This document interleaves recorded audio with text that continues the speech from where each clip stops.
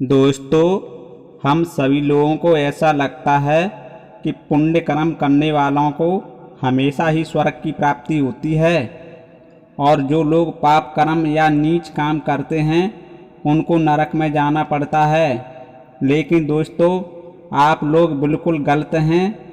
हम आपको इस कथा के माध्यम से आपको बताएंगे कि स्वर्ग में जाने का असली हकदार कौन है और वह कौन से कर्म हैं जिससे आपके सारे कष्ट और पाप समाप्त हो जाते हैं।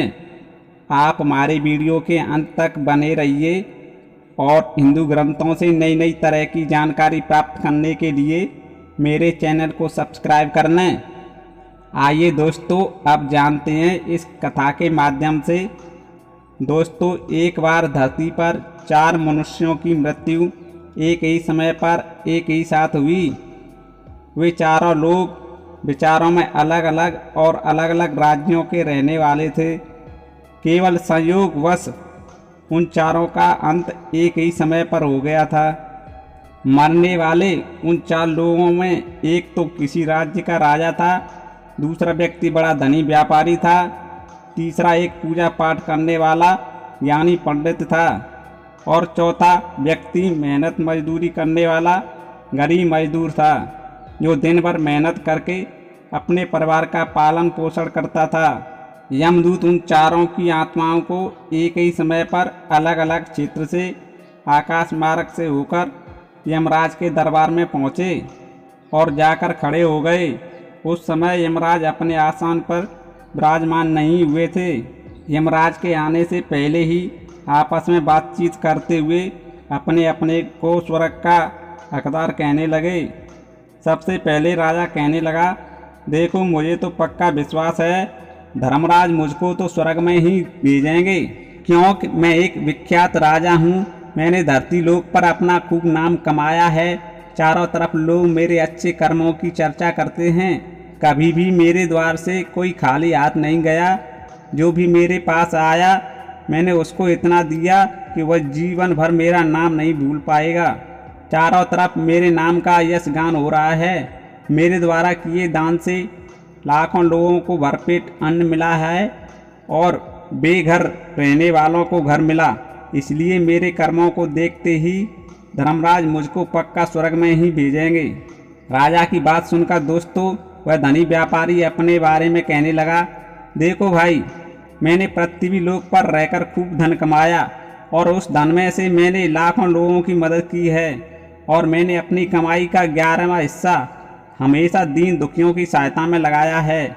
इसलिए धर्मराज मेरे शुभ कर्मों को देखते हुए मुझे ही स्वर्ग भेजेंगे। यह बात तो मैं पहले से ही भली भांति जानता हूँ। व्यापारी की बातें सुनते ही दोस्तों पंडित जी कहने लगे, अरे भाई, क्यों तुम लोग फिजूल की बातें कर रहे हो? स्वर्ग में जाना कोई हंसी खेल नहीं है। स्वर्ग पाने के लिए दान के साथ साथ पूजा पाठ भी करना पड़ता है। इसीलिए स्वर्ग को तो मैं ही प्रस्थान करूँगा, क्योंकि मैं पंडित हूँ। मैंने भगवान का खूब पूजा पाठ किया है और मेरा पूरा जीवन भगवान की आराधना में बीता है। इसीलिए धर्मराज मेरे शुभ कर्मों के कारण मेरे लिए स्वर्ग का दरवाज़ा खोलेंगे, मुझे पूरा विश्वास है। इस प्रकार से तीनों ने अपनी अपनी बातें और अपने अपने विचार रखे। फिर वह तीनों व्यक्ति उस चौथे व्यक्ति मजदूर की तरफ देखते हैं कि यह अपने बारे में क्या कहता है। क्या इसने भी अपने जीवन में कोई अच्छा काम किया है या फिर इसका पूरा जीवन मजदूरी करते हुए और उनके अधीन रहकर ही बीता है। उधर मजदूर उन तीनों की बातों को चुपचाप नीची नजरें किए खड़ा होकर सुनता और वे तीनों बड़े गर्व के साथ खड़े थे। तभी धर्मराज चित्रगुप्त के साथ दरबार में हाजिर होते हैं। चित्रगुप्त के हाथ में एक मोटी किताब थी जिसमें समस्त प्राणियों के कर्मों का लेखा जोखा लिखा था। धर्मराज और चित्रगुप्त ने अपना अपना आसन ग्रहण किया। उसके बाद चित्रगुप्त ने राजा को अपने पास बुलाकर उससे पूछा कि तुम बताओ, तुमने अपने जीवन में कौन कौन से शुभ कर्म किए हैं और कितने लोगों को दुख दिया है, कितनों का भला किया है। मैं अपनी पुस्तक में देखकर यह फैसला करूँगा कि आप स्वर्ग में जाने के अधिकारी हैं या नहीं। तभी राजा बड़े गर्व के साथ अपने कर्मों को बताता है, हे भगवान, मैं एक बहुत बड़े राज्य का स्वामी था और मेरा राज्य बड़ा ही समृद्ध और खुशहाल था। मेरे राज्य में गरीब लोग बहुत ही कम थे। सभी प्रजाजन मेरी छत्र छाया में बड़े आनंद के साथ जीवन यापन कर रहे थे। मैंने अपने राज्य के लोगों को किसी भी चीज़ की कमी नहीं होने दी। मेरे यहाँ पर हर भूखे को भोजन मिलता और लाखों मोहरें रोज दान में दी जाती थीं। मुझसे प्रजा बहुत खुश रहती थी। हे भगवान, यही मेरे जीवन के अच्छे कर्म हैं। राजा की बात सुनकर चित्रगुप्त ने अपनी पुस्तक खोली और उसमें देखने लगे। पुस्तक में देखने के बाद राजा से बोले, तुम जो कह रहे हो वह बिल्कुल सत्य है। तुमने अपनी प्रजा को बहुत सुख दिया है, लेकिन तुमने इसके साथ साथ बहुत बड़ा अपराध भी किया है। तुमने अपनी राज्य की सीमा को बढ़ाने के लिए जितने युद्ध लड़े हैं, उन युद्धों में हजारों सैनिकों की मृत्यु हुई है। उन सबके मृत्यु का कारण तुम हो। उनके बच्चों को अनाथ करने वाले भी तुम हो, और तुम्हारे ही कारण उनकी स्त्रियां विधवा हुई हैं और उनकी माताओं की गोद सूनी करने वाले भी तुम ही हो। तुमने अपने सैनिकों के हजारों परिवारों को दुख दिया है। लड़ाई लड़ कर के राज्य बढ़ाने से अच्छा था कि तुम उनके साथ मित्रता करते, उनके साथ में व्यापार बढ़ाते, तब भी आपका राज्य समृद्ध और संपन्न रहता। आप स्वर्ग के अधिकारी नहीं हैं।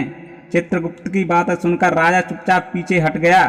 उसके बाद चित्रगुप्त ने व्यापारी को पूछा, आपने धरती पर अपने जीवन में कौन कौन से अच्छे कर्म किए हैं? तब व्यापारी कहने लगा, हे भगवान, मैंने धरती पर जितना धन कमाया है उसका 11वां भाग अच्छे कर्मों में लगाया है।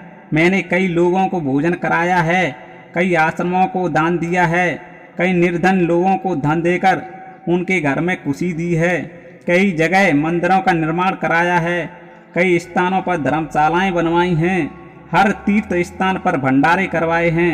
यही सब मेरे जीवन के अच्छे कर्म हैं। व्यापारी की बात सुनने के बाद चित्रगुप्त ने अपनी पुस्तक खोली और बोले, तुम जो कह रहे हो वह सर्वथा सत्य है। तुमने धरती पर खूब दान किया है, लेकिन तुम्हारा पाप यह है कि तुमने धरती पर जो दान धर्म किया है, तुमने वह उस धन से किया है जिसको कमाने के लिए तुमने सदैव झूठ बोला है और उसके लिए तुमने बहुत ठगी की है। कई चीज़ों में मिलावट करके बेचा है, नकली चीज़ों को असली बनाकर बेचा है।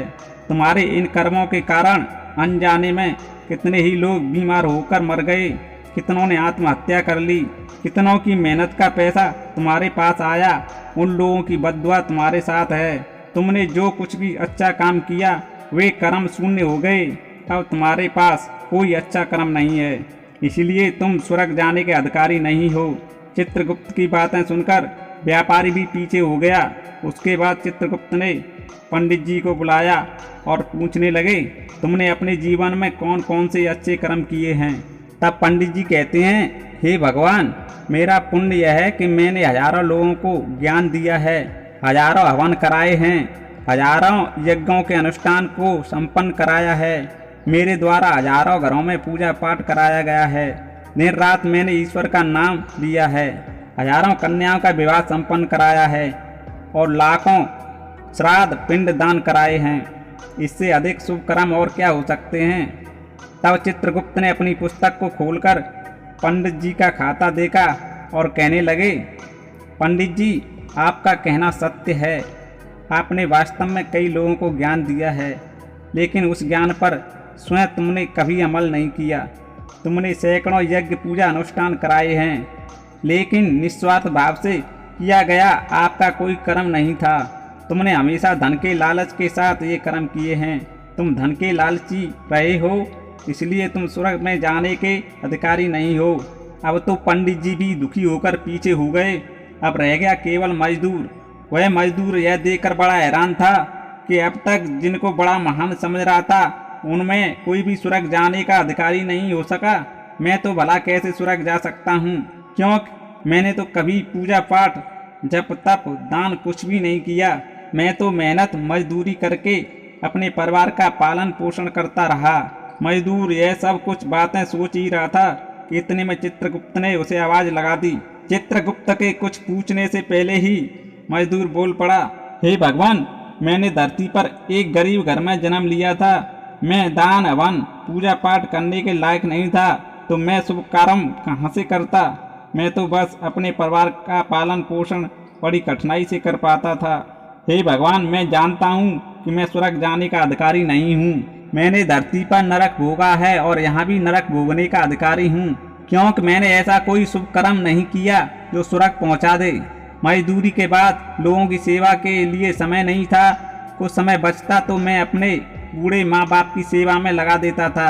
उन्हें खाना खिलाता, कपड़े बदलता और उनकी सेवा करता। यही मेरा रोज का कार्य था। मुझको तो मंदिर जाने तक का अवसर नहीं मिलता था। मजदूर की बातें सुनने के बाद चित्रगुप्त ने अपनी पुस्तक को खोलकर देखा और बोले, हे मानव, तुम ध्यान से सोचकर बताओ, कभी तो तुमने कोई शुभ कर्म किया होगा। तब मजदूर अपने पूरे जीवन के घटनाक्रम याद करता है। तब उसे याद आया कि एक बार बहुत तेज भूख लगी थी। वह खाना खाने के लिए बैठ आई था। तभी कहीं से एक कमजोर बीमार कुत्ता टहलता हुआ मेरे पास आकर बैठ गया और मेरी रोटी की तरफ देखने लगा। मैं समझ गया कि वह कुत्ता बहुत भूखा है। मैंने वह रोटी स्वयं खाकर उस कुत्ते को खिला दी। उस दिन मैंने भूखा रहकर ही काम किया। चित्रगुप्त मजदूर की बात सुनकर मुस्कुराए और उसका हाथ पकड़कर बड़े सम्मान के साथ उसे स्वर्ग में लेकर गए और मजदूर से बोले, वास्तव में आप ही स्वर्ग में रहने के अधिकारी हो। प्राणियों पर दया दिखाना ही सबसे बड़ा शुभ कर्म है। दोस्तों, जो मनुष्य निस्वार्थ भाव से जो भी कर्म करता है, वास्तव में उसका ही सबसे बड़ा पुण्य मिलता है।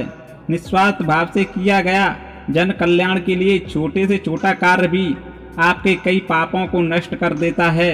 वहीं लालच, मोह और स्वार्थ के वशीभूत होकर किया गया शुभ कर्म कभी भी फलदायी नहीं होता। इसलिए दोस्तों, जीवन में अच्छे कर्म अच्छी भावना के साथ ही करना चाहिए। दोस्तों, स्वर्ग की प्राप्ति उसी व्यक्ति को होती है जिसने निष्काम निस्वार्थ भावना से प्राणियों की सेवा की हो।